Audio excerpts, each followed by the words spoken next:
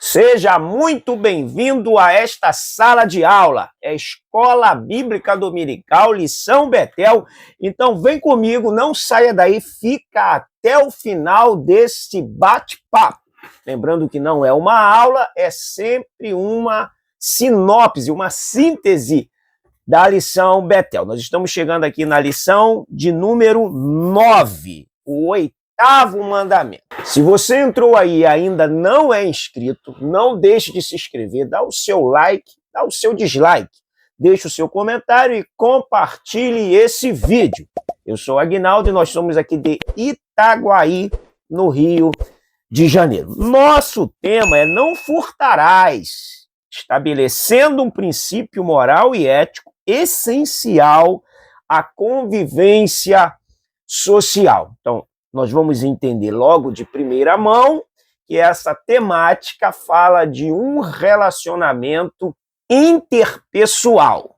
O textuário dessa lição diz: não furtarás. Está em Êxodo capítulo 20, verso 15. O oitavo mandamento nos alerta quanto à relevância da vigilância na vida do discípulo de Cristo para não cair nas ciladas do diabo.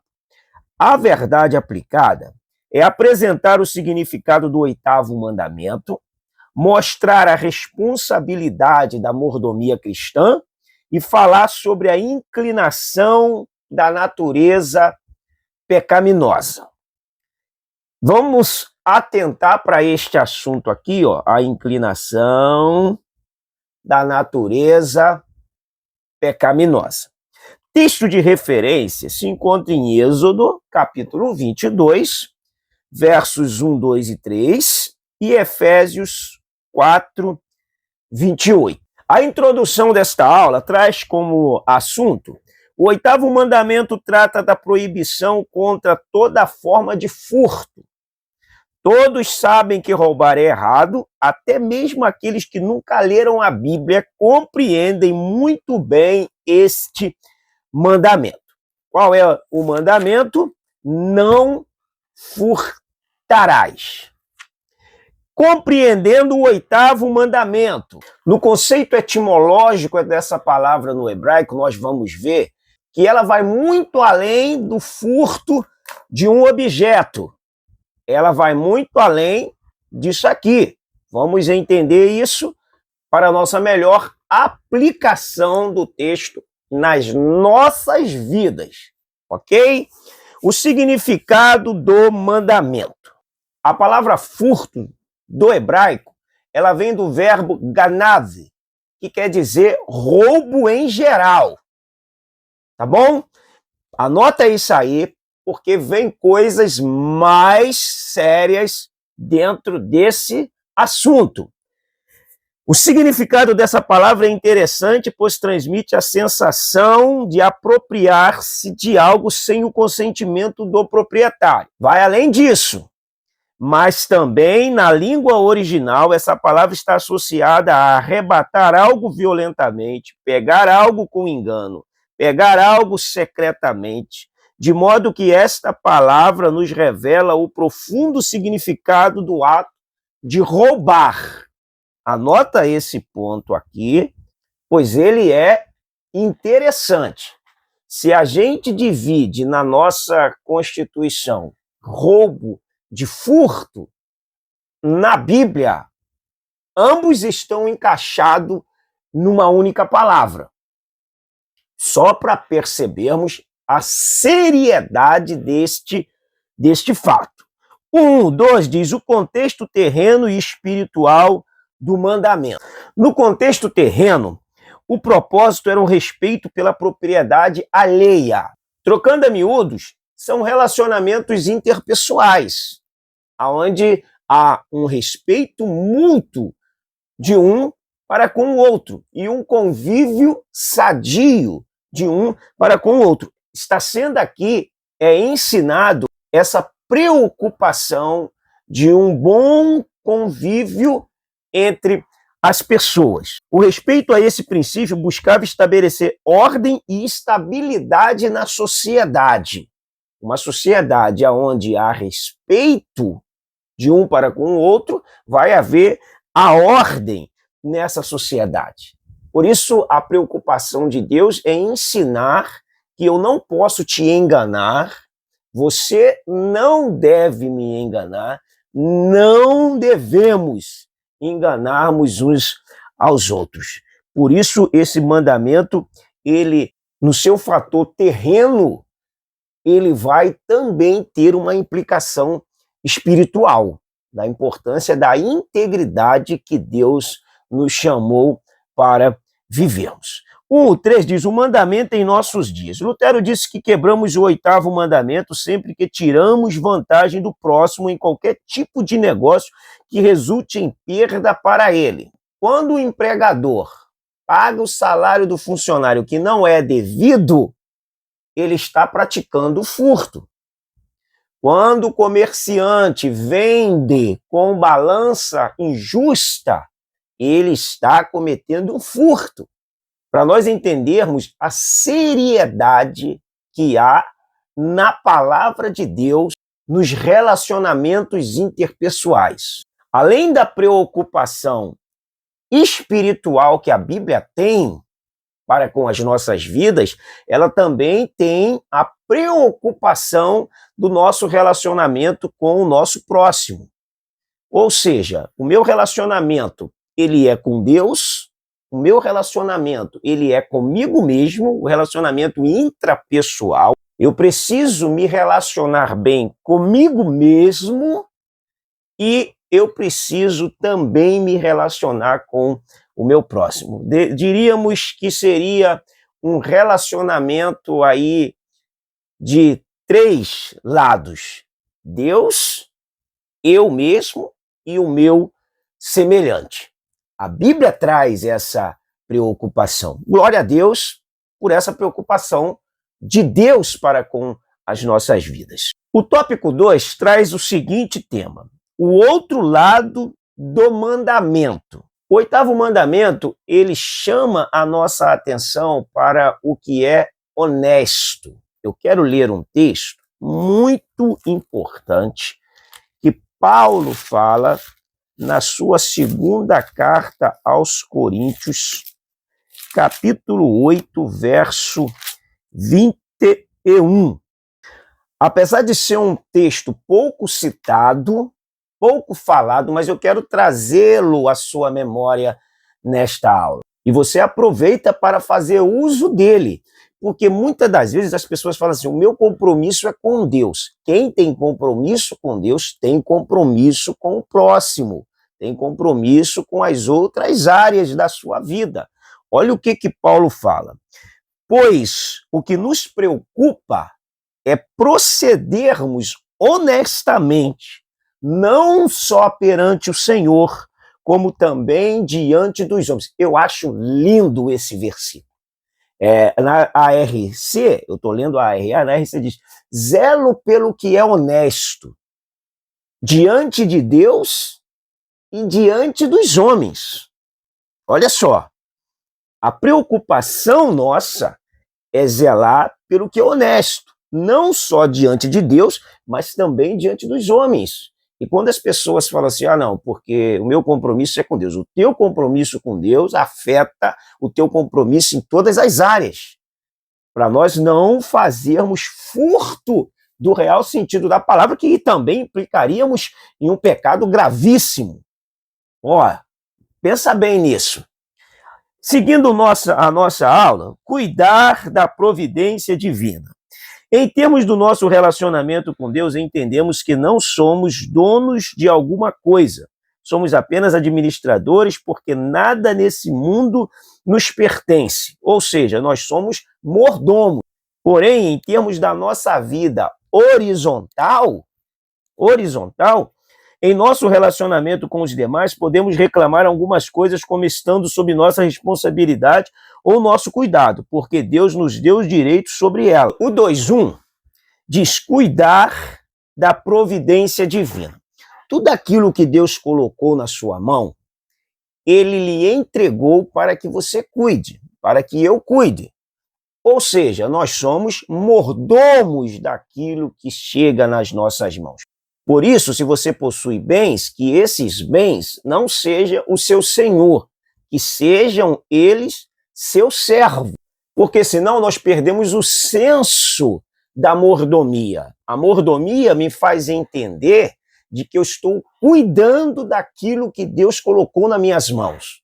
Então eu preciso cuidar com maestria, cuidar com excelência, cuidar com dedicação, porque foram coisas que o Senhor confiou a minhas mãos para que eu as cuide e represente bem o Evangelho de Jesus Cristo. O 2:2 diz: o amor a Deus e ao próximo. O mordomo é alguém que cuida da propriedade de outra pessoa. Ou seja, ele não tem a liberdade de usar da forma que melhor lhe convém. Deve simplesmente administrá-la de acordo com as intenções do Senhor. Essa é exatamente a nossa própria situação aqui nesse mundo. Tudo que administramos pertence a Deus, assim como tudo que possuímos.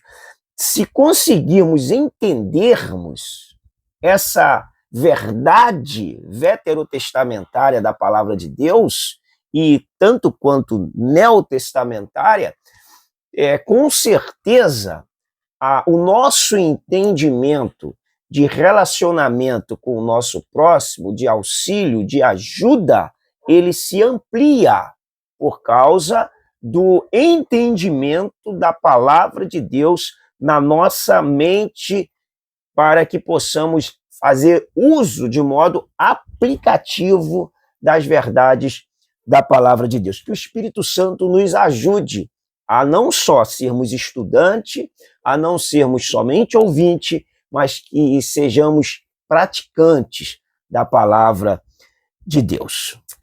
Romanos capítulo 2 tem um texto muito relevante para o nosso entendimento dentro do assunto, porque Paulo está escrevendo para os crentes de Roma.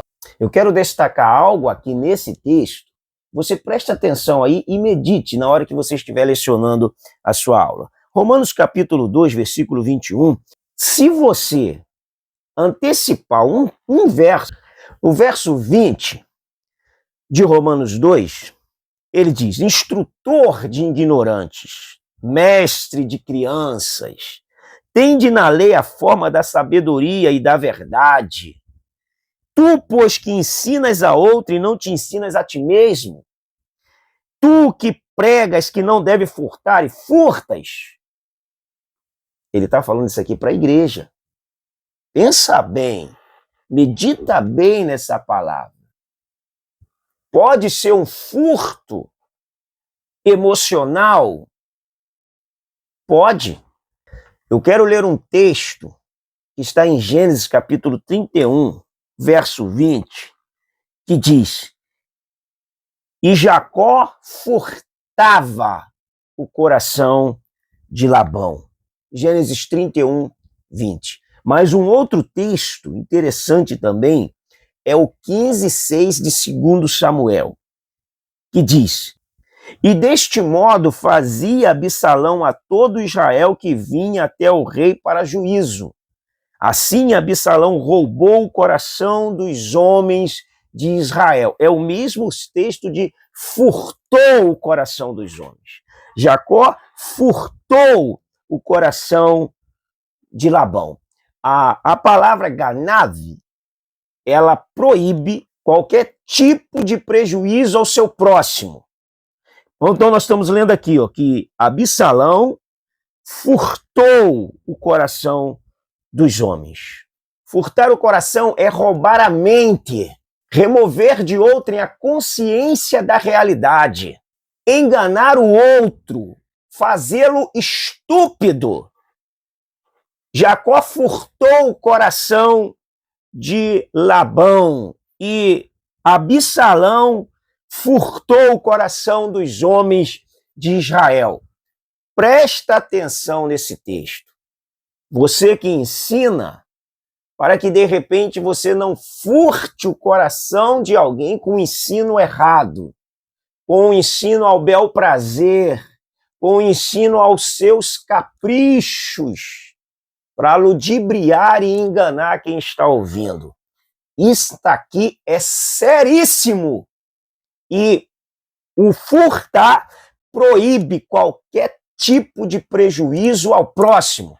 Trate isso com seriedade, porque Deus, com certeza, leva muito a sério a sua palavra. Trabalhando com labor, o 2:3. Trabalhando com labor, trabalhando com honestidade, trabalhando com sinceridade, é o meio para que nosso coração seja protegido de furtar a mente das pessoas.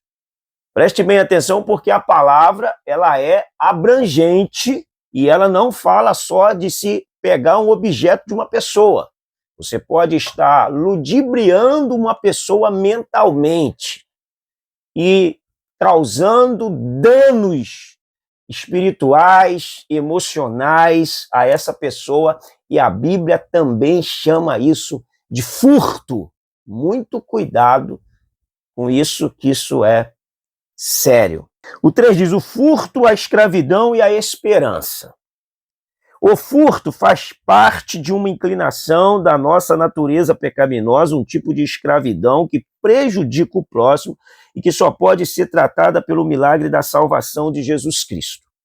Por que as pessoas roubam? Bom, os mandamentos foram dados porque o ser humano é pecador por natureza, e uma das características mais evidentes dessa natureza é o egoísmo que leva à cobiça excessiva e à inveja, um dos principais motivos de roubar.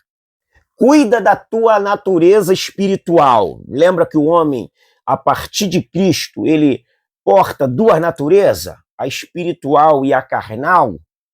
Cuida da tua natureza espiritual, que a tua natureza carnal vai perder a força.